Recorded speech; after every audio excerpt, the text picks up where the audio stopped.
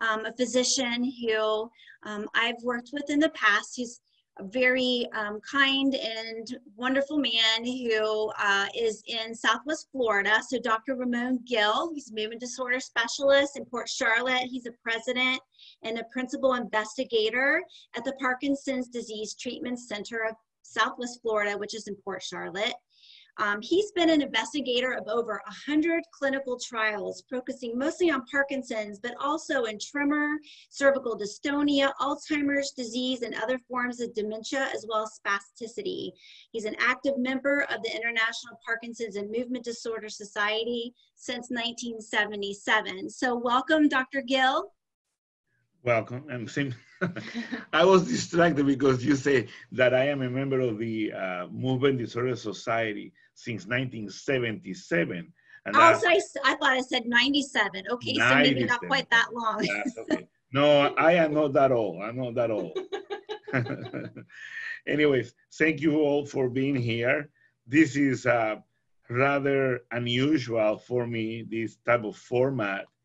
I know that we are all kind of getting used to what hopefully will be a temporary lifestyle.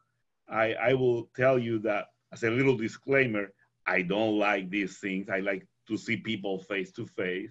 I really like to feel my patient, and I think that nothing substitutes the encounter between a patient and a physician. And I believe that we'll learn a lot each other when we are in the same room, and hopefully these days will pass and we'll be able to kind of go back to the future. Awesome. So Dr. Gil, we want to obviously talk a lot about today about, not just being knowledgeable about Parkinson's, but applying that to managing the disease. So from a physician's perspective, what would you like to see most from your patients and their care partners in terms of managing their disease? Okay, well, that's a very good question. Every day we hear and we see programs to educate patients with Parkinson's disease. Seems like over the past 20 years, the awareness about Parkinson's disease has steadily increased. And there are now several nationwide organizations supporting patients and family members. And it is critical for all of us to learn more about Parkinson's. But what I hope is to see patients as they are educated to be more in control of how they are being treated. And by that I mean, we need to be demanding in a good way of optimal medical treatment. I don't know if you all have heard the term best medical treatment or best medical therapy. In clinical research, we hear all the time that we are comparing, let's say, deep brain stimulator versus best medical therapy. And those were fascinating studies that were conducted in 3 occasions 20 years ago or so, in the early 2000s. And we demonstrated back then that when you compare patients that were treated with medications and DBS, they were better than those that were treated with best medical therapy. Now, what was best medical therapy back then, and what is best medical therapy today? That's a big question that you as patients need to know the answer. And if the best therapy today is different than the best therapy 15 years ago, why aren't you on best medical therapy? That's a question that you need to ask yourself and you need to ask your doctors. And I think that that's a good beginning. The other question or the other point that you need to establish as a patient is, doctor, I have Parkinson's and my problems are A, B, and C. Well, how much better can I get? And what are my limitations? You need to establish that with your patients. You need to, with your doctors. You need to set your goals. Your visits to the doctors are to get better, to overcome problems. The visit shouldn't be just to refill medications. So Dr. Gil, going back to what you were just saying, one of the questions was, just to clarify, are you saying the best medical therapy was better than the DBS alone? Back in those days, when the studies were conducted, the patients that were treated with best medical therapy and DBS, they did better 1, 3, and 5 years after than those with only best medical therapy. The latest study that was conducted was the VA study here in the United States. And patients back in those days, when they had DBS and best medical therapy, they were doing so much better than those with best medical therapy that the study was terminated because it was unethical to keep patients on just best medical therapy if they have the choice to also go into DBS. That was back then. Things have changed a lot since, and DBS continues to get better. DBS continues to be an amazing tool, but it's just one thing that we are able to do for our patients. Not everybody with Parkinson's qualifies for DBS. As a matter of fact, not everybody with Parkinson's needs DBS. I believe it was like 3 years ago that in one of our programs in the fall, intentionally, my first speaker was Dr. Javedan, our neurosurgeon that we worked with for many years down here in Southwest Florida. And he reviewed for us what was new about DBS and all this new technology and these new devices that we have. And then I came after and I told the audience, you guys forget about what he said. We are not going to need this doctor anymore because we have all these new drugs becoming available. And I told them what was coming out, and I told them what we already had. And I had already predicted, and I have already seen a reduction in the number of DBS cases that we refer because all of these new drugs.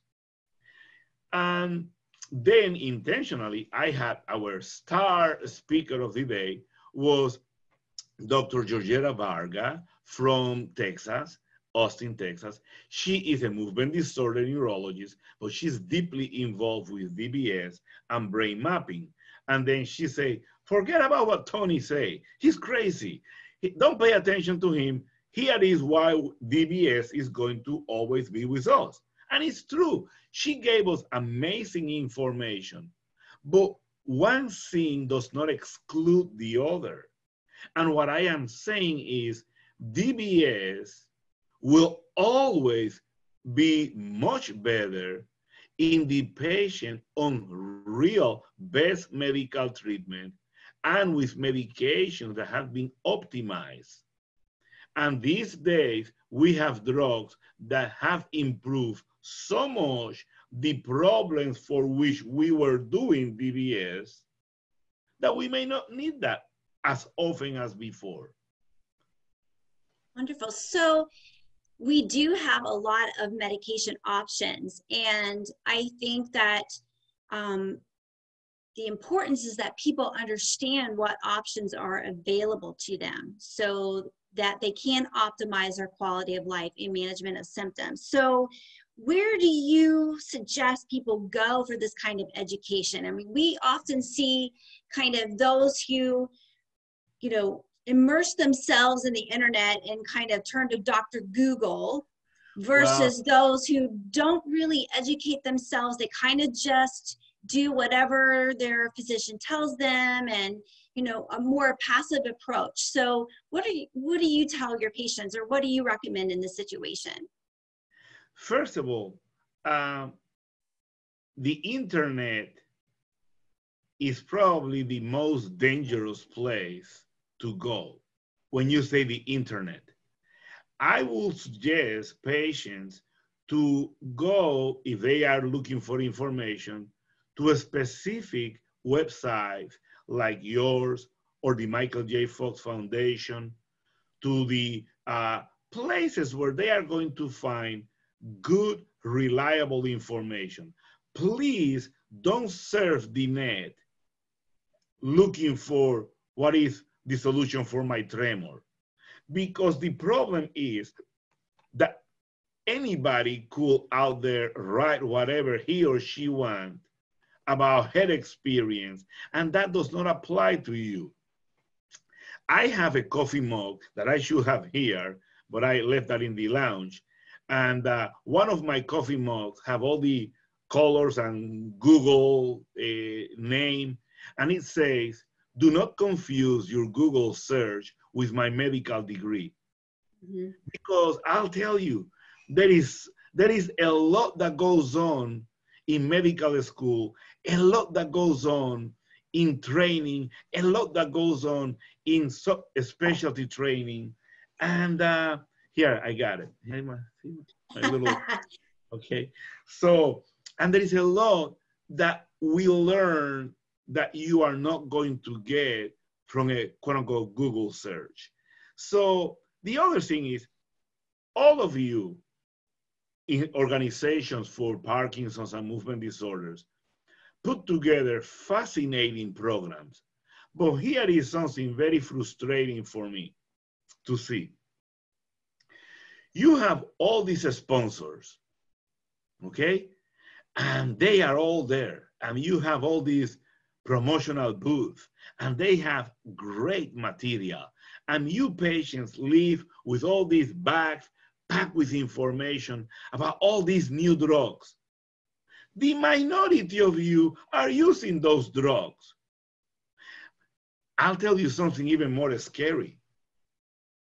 You have all these big names, not the little Tony Gil from a little place in Port Charlotte, Florida. No, no, no. You have all those big doctors from big university centers. And they all talk about all this clinical research and all these new discoveries and all these new drugs. And then you go back to their hospitals. If you are lucky, they will see you because they are busy. And you may see the nurse practitioner, or you may see somebody else. But let's say that you see them. You don't get these drugs that they were talking about. Why would that be? That's something that you need to ponder about it. So I challenge the organizations. To be a little bit more loyal to their sponsors and at least do what you are doing, helping your patients to understand that education is not enough if you don't use what you learn. Excuse me, I have a phone call.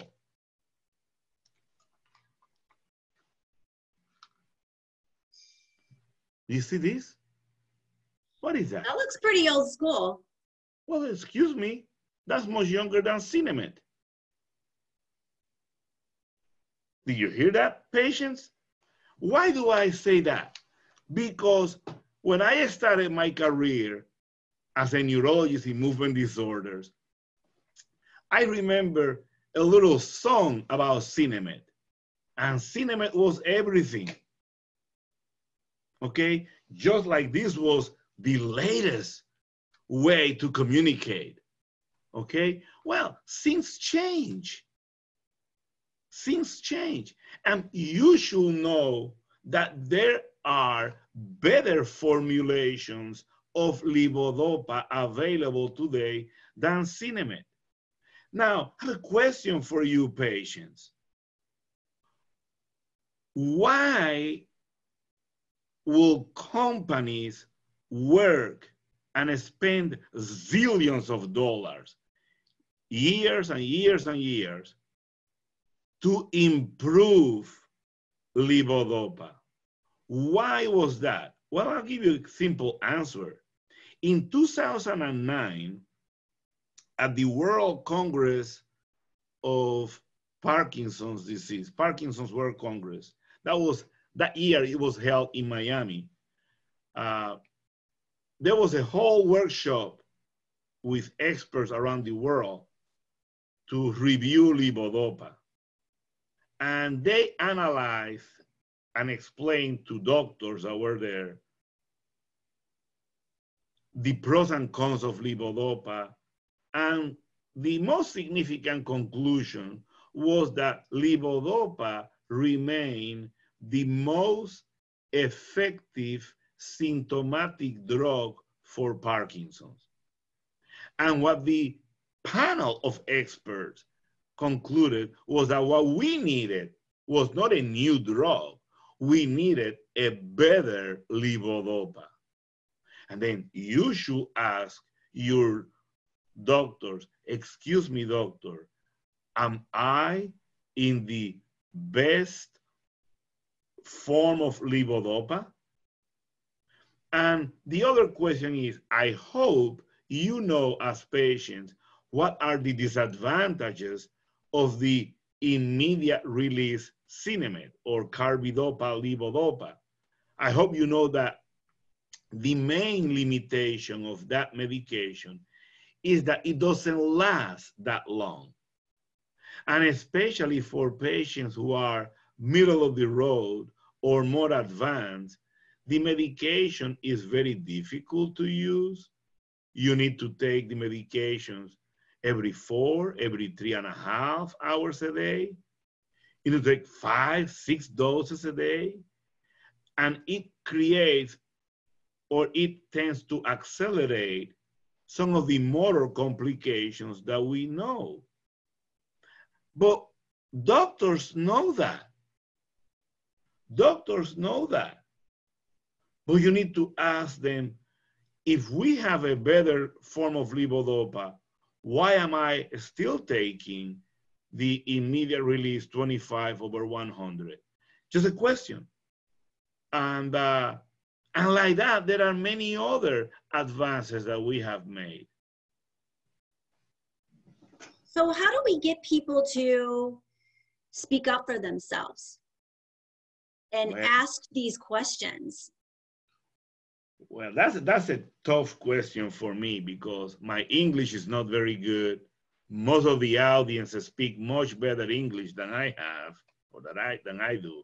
And they could actually talk to the doctors. And the reality is, or the true answer is, you have to feel comfortable with your doctor. You really have to establish a good communication. And your doctor have to be your best friend in terms of what he does or she does for you and your Parkinson's. Now, I tell my patients, I am too old to work harder than you to get you better. You as patients, you have to work very hard to get yourself better. And that includes, okay, respect for the others and doctors and so on, but ask questions. You know, before this meeting, I was talking to my bank because I discovered that they were charging me this fee in one of the little checking accounts for my wife. And I don't like that. I didn't insult the person in the line. I just questioned. And I nicely told her, well, if we cannot solve this, I will have to find another bank. We have the right. This country is the best country to live in the world because among other things, we are really free to choose. But you have to um, you have to demand your rights as a patient. You have rights. So do we as doctors. But you have to make sure that you get your rights as a patient respected. And you need best medical therapy. So question. I mean, when you go to these meetings and you learn so much about these new drugs, hey, Dr. So-and-so, I'm having these dyskinesias and I am in this amantadine, and I understand that there is a new form of amantadine. Doctor, why am I in the old one having problems? Why haven't we tried the new one? What are the advantages of the new one? Or how many of our patients we used to put in a wheelchair years ago, and we will tell them, oh, your balance is so bad that you can no longer walk, so you are a stage 5 Parkinson's. So now you sit down in the wheelchair so you don't fall anymore. And you know what it was? It was something called low blood pressure. It was something called neurogenic orthostatic hypotension. We didn't know that much about that 20 years ago. We were under the impression that those patients had a Parkinson's imitator. And we were right in many of those patients, but we were also wrong. So now we know that being conservative, 1 in 3 patients with Parkinson's have that problem of low blood pressure when they stand up. And we know that at least 1 in 5 are so symptomatic that they need treatment. So do you guys know what neurogenic orthostatic hypotension is? Do you know that for years and years, we only had 2 medications that we were using for other conditions that we were using in those patients with Parkinson's? But now we have the first and best FDA-approved drug for that problem. And it works better than the others. But the minority of the patients are using. How come is that?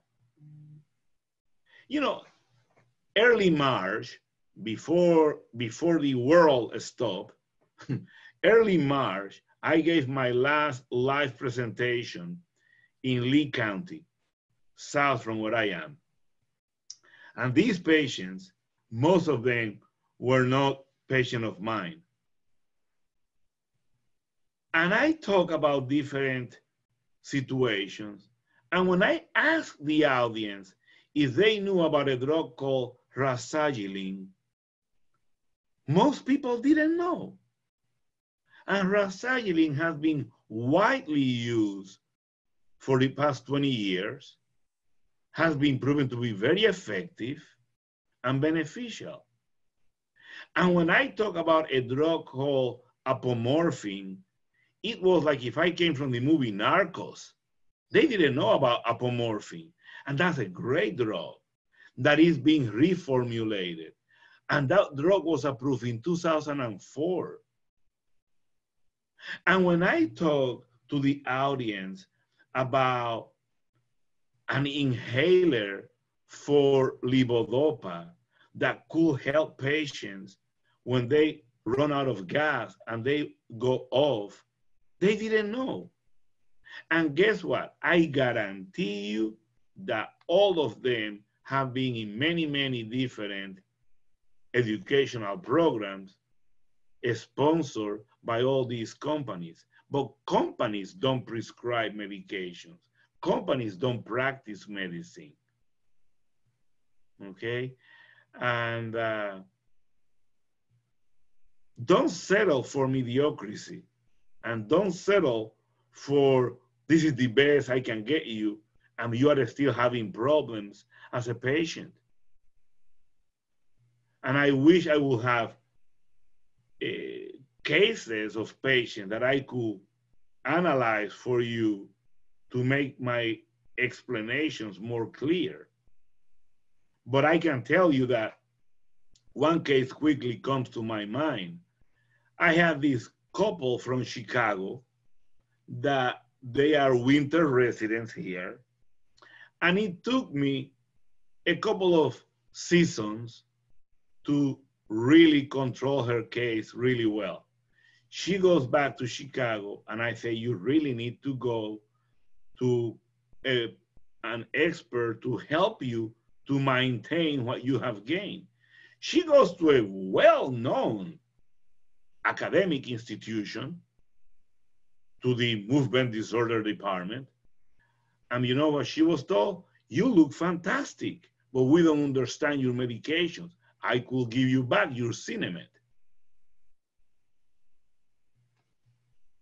So what do you think? So I think a lot of people don't realize that they have the education. I think they need to feel empowered to talk to their physicians. And I feel like that is exactly what you're telling us. So I would like to know, like, when a person comes to see you, at what point do you like the care partner to be involved? Because I feel like this is a team approach. If you're married and you have a care partner, often they can be eyes and ears of things that you might not catch on your own if you're in a patient appointment by yourself.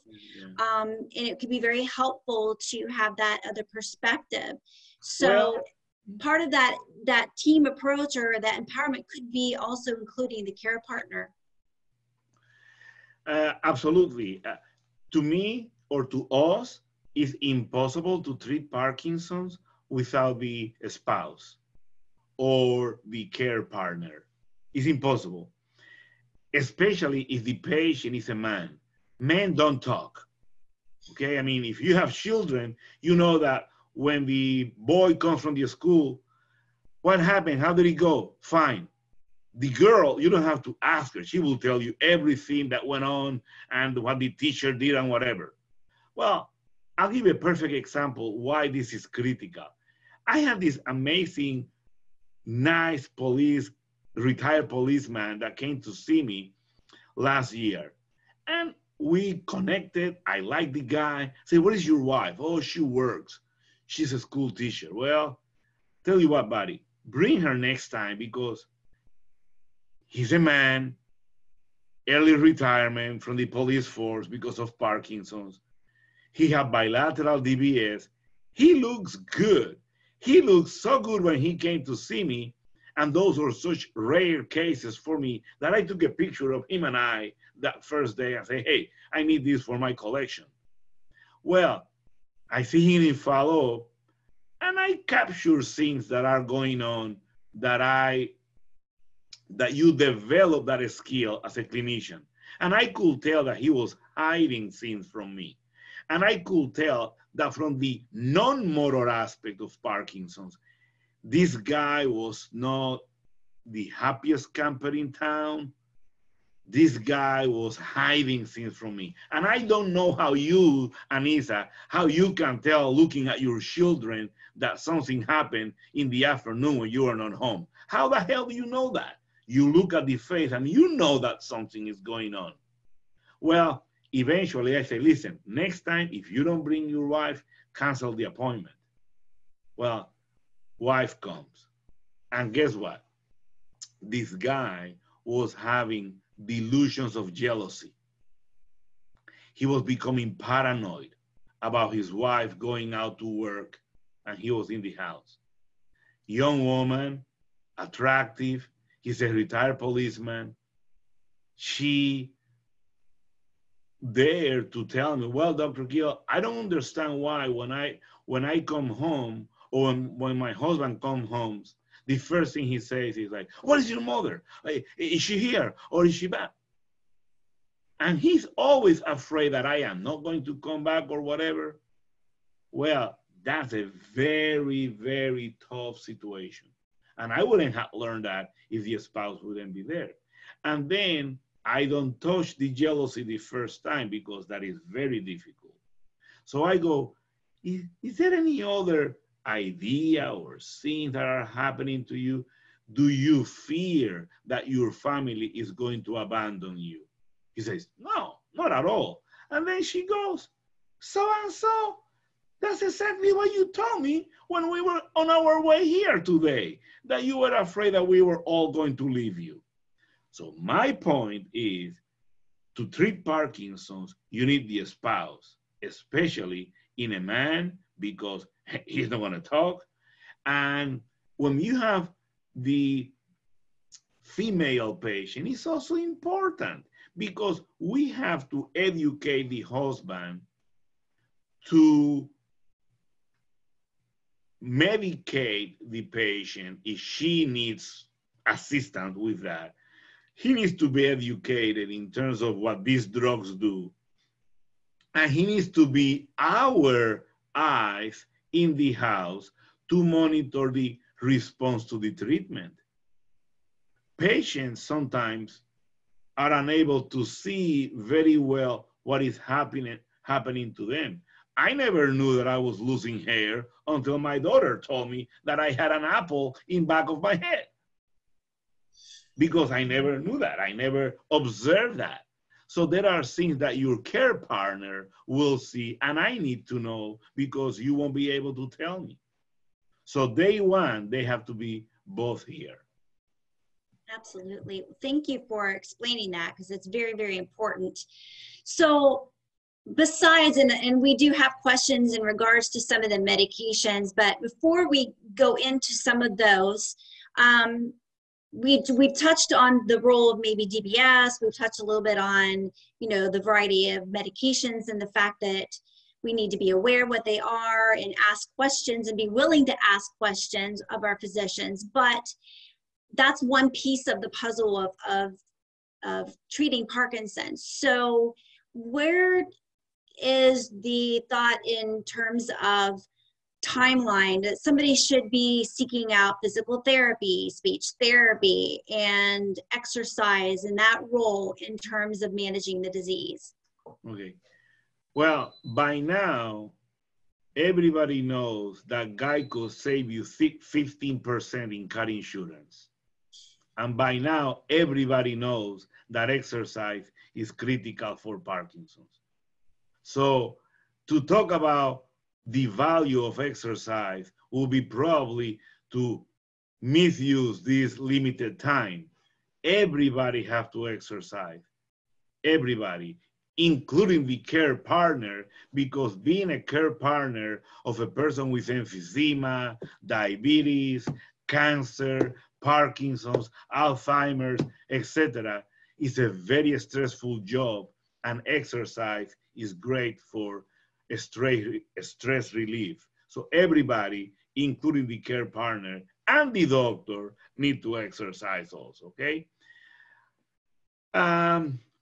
The value of physical therapy is very, very important because what we want to do from the earliest stages is to educate you in terms of how to prevent or delay physical changes, posture, balance, coordination, strength. So physical therapy is very important at the beginning. You get kind of the drill, you get the education, and then you go into a long-term program that you, your therapist, and your physician, you know, coordinate or arrange. Speech therapy is actually very, very important because practically all patients with Parkinson's will develop some sort of a speech problem. So it's very important from the very beginning to exercise and to improve your phonation, improve your diction, It's like if all of a sudden I'm telling you that you are going to become a vocalist in the choir for whoever big artist you want. Well, you need to take singing lessons or voice lessons. And that's very important in Parkinson's. Keep in mind that if you don't improve or optimize your voice, down the road it will get worse.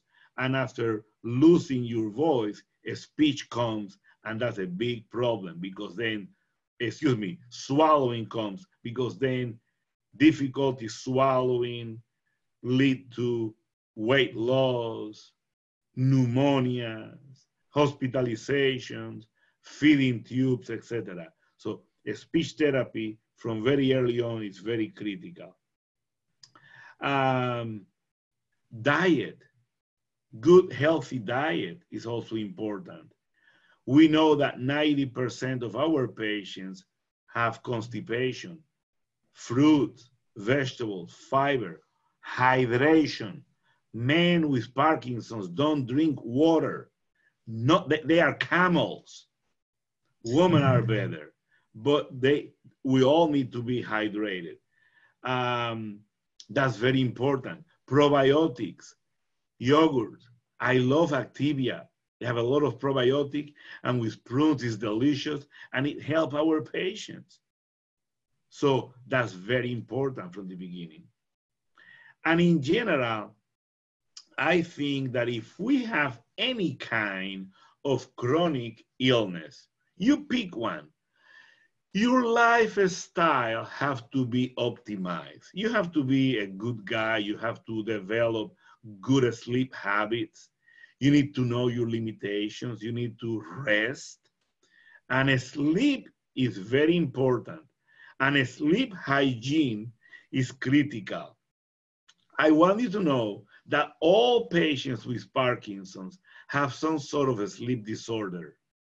And if we wait for you to come to us when you are in the advanced stages of Parkinson's or middle of the road, and by then you have insomnia, you take sleeping pills, you wake up in the middle of the night, and then you don't know what to do, and then you take naps in the daytime, and you are watching TV at 4 o'clock in the afternoon, and the TV is watching you.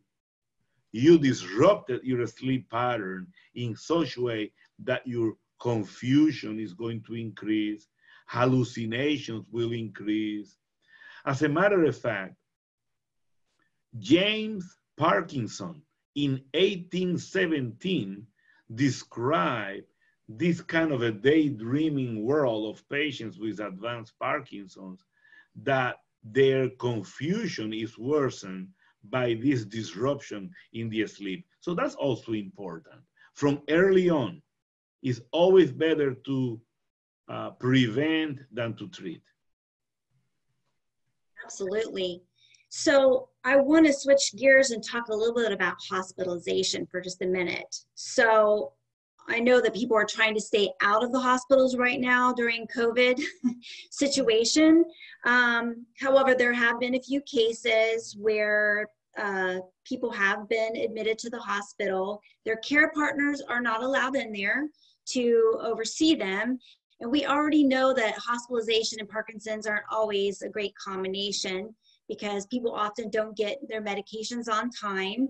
They don't always have the drugs on the hospital formulary, so sometimes they try to substitute medications, and that doesn't always go so well.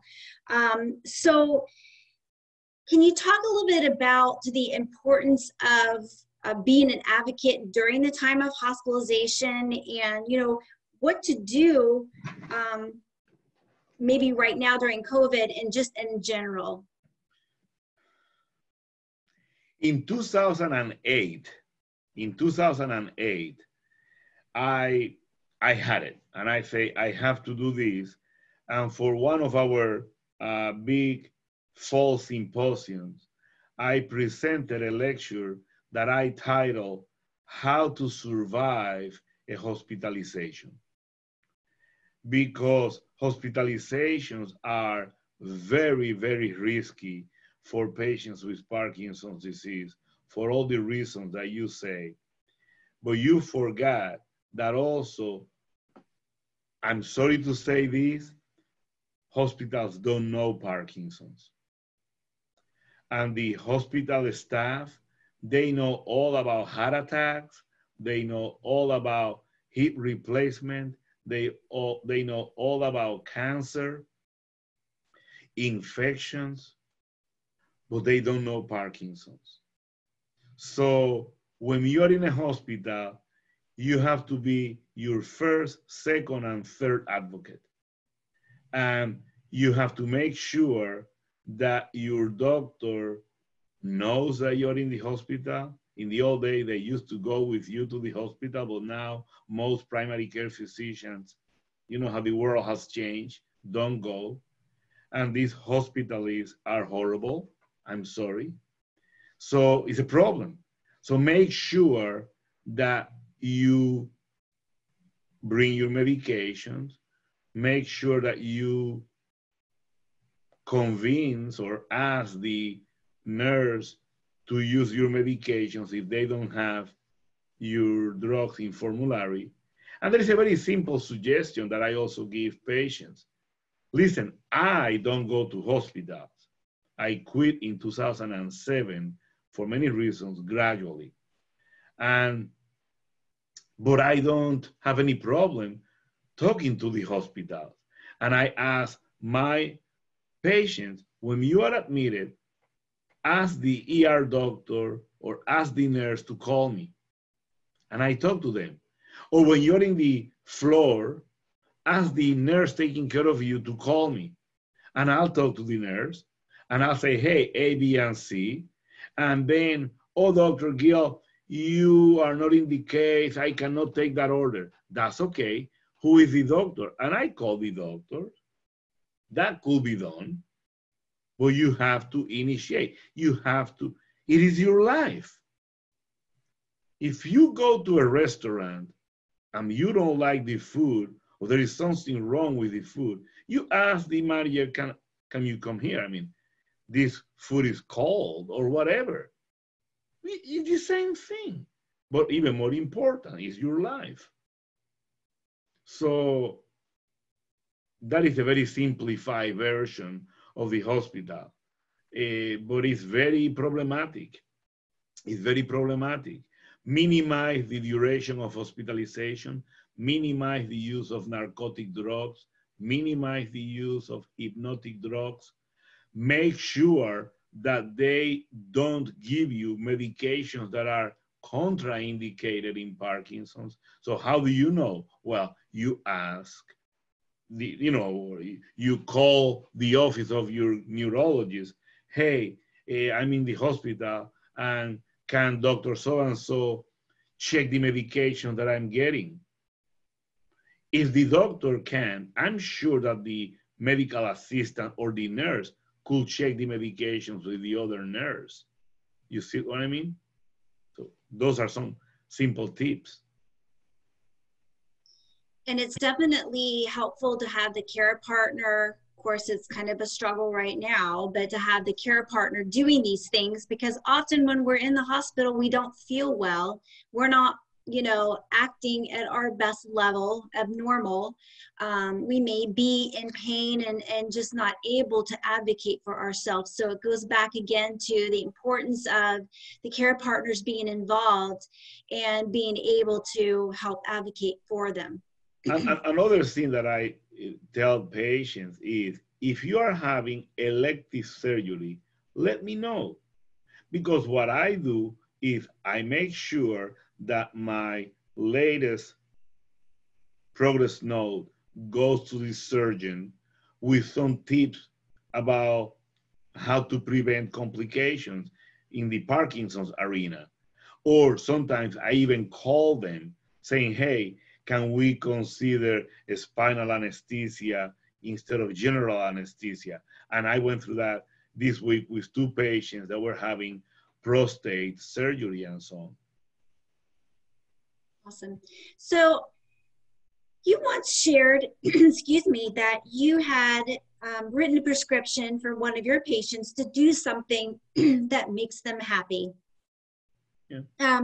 So can you talk a little bit about the importance of focusing on life instead of just Parkinson's and Parkinson's symptoms? All right. Well, I'll tell you about me as a doctor. I always say that the doctor that only knows about medicine doesn't even know about medicine.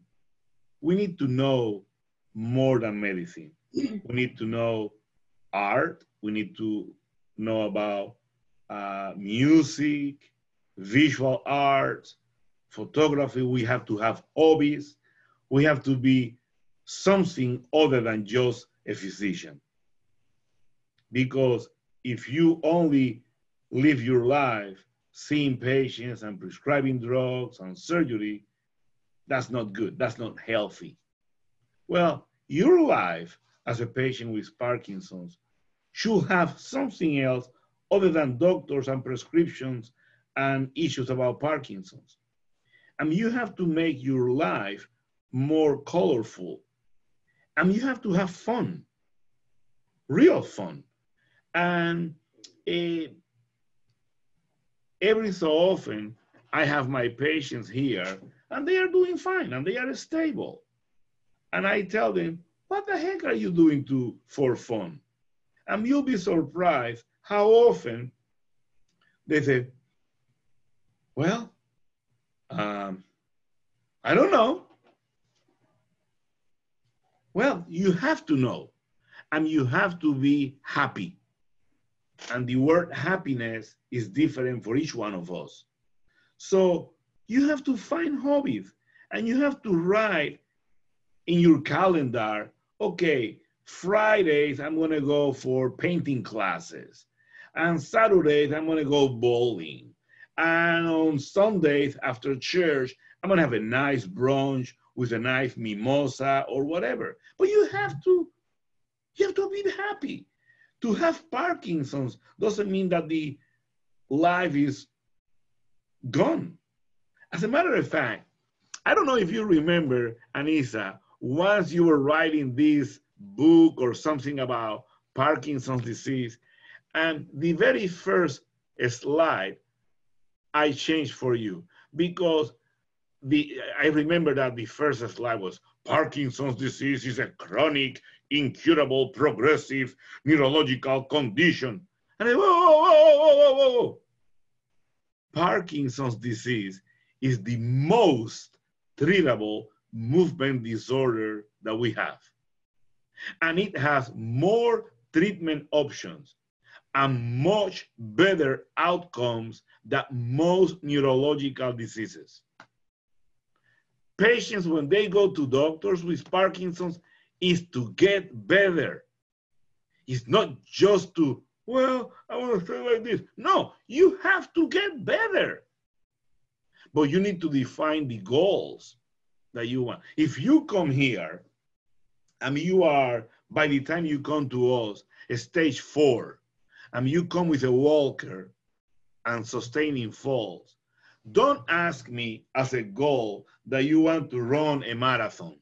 Don't ask me for that. But ask me to get you in better motor control, to get you stronger, to cut down the number of falls, to cut down the side effects of your treatment.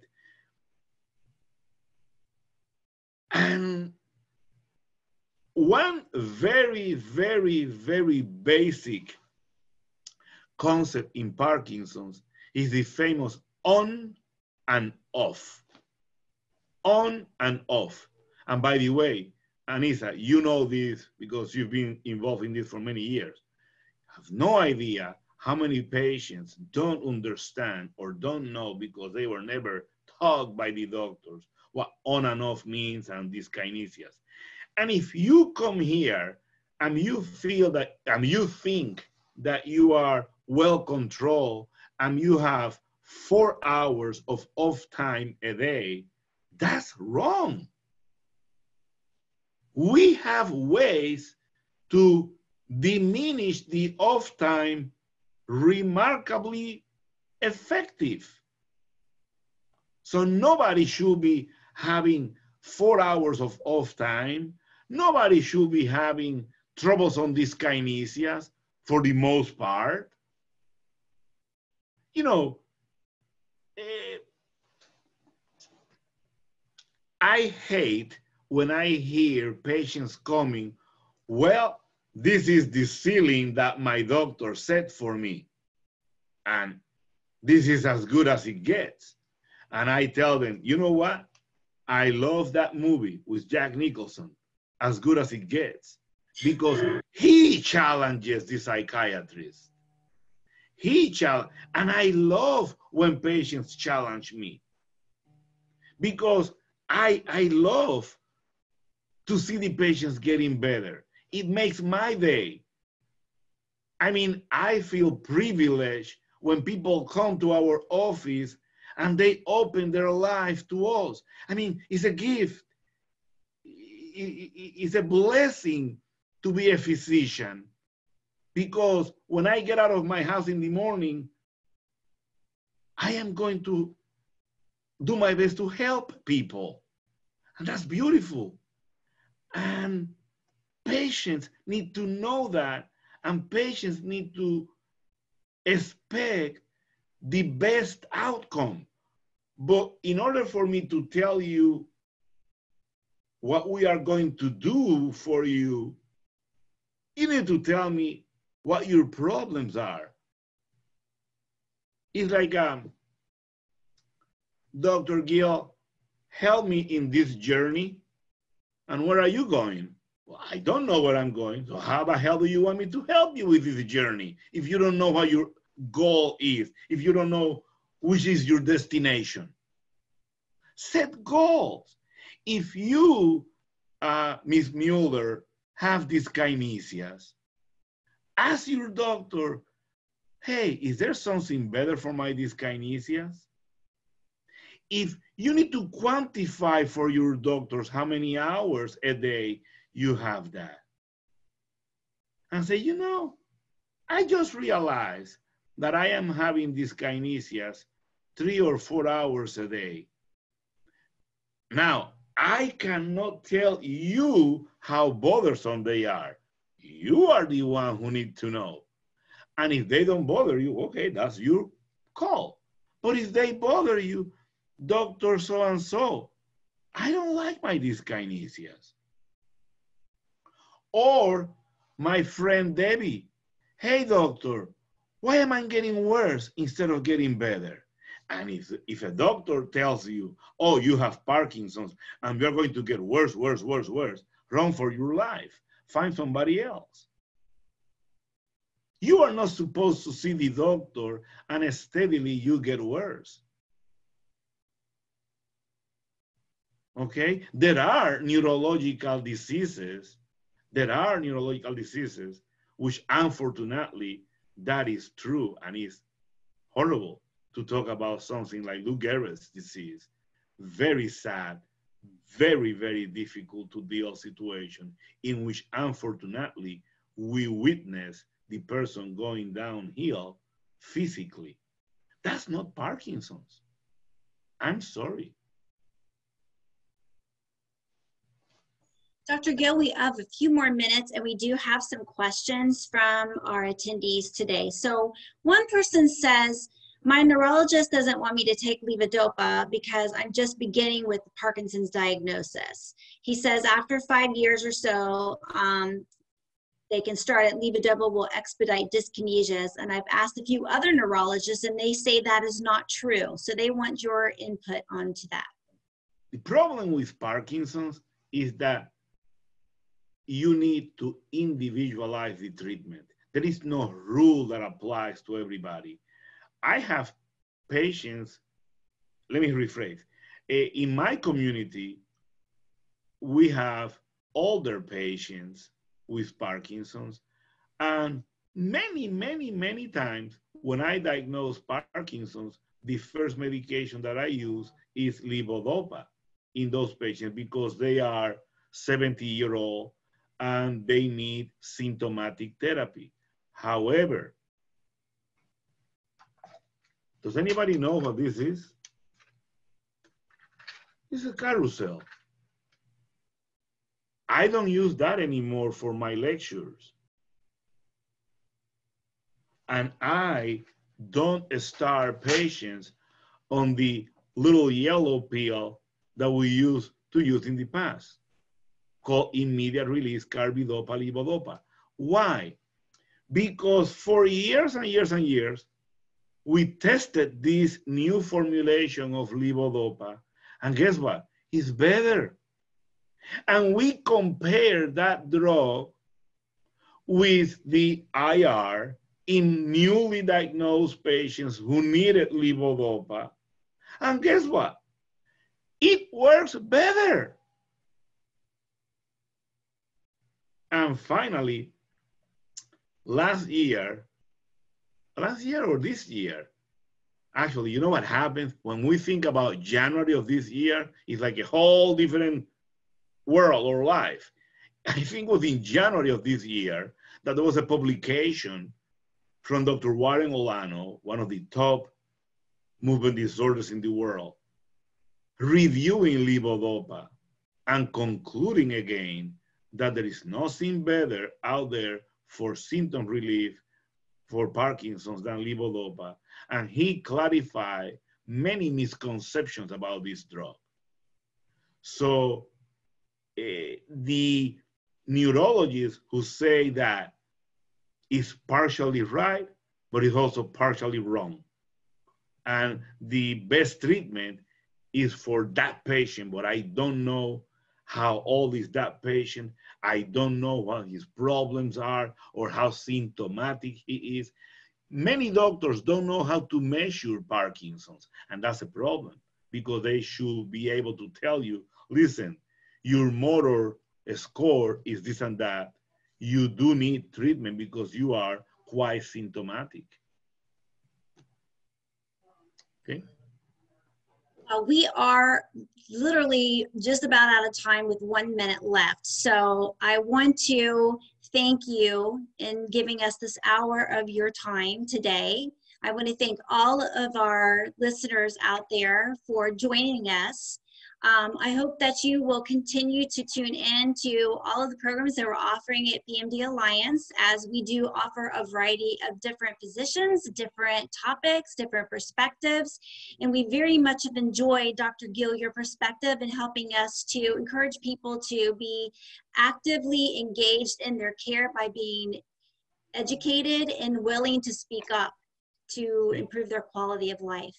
Thank you. Thank you for the opportunity, and I hope that everybody stays safe, and hopefully we'll see each other out there soon, okay? Take care. Right. Everybody want to do the wave, and we'll say goodbye. Bye-bye, guys. Take Bye. care. Thank you very much. You're welcome.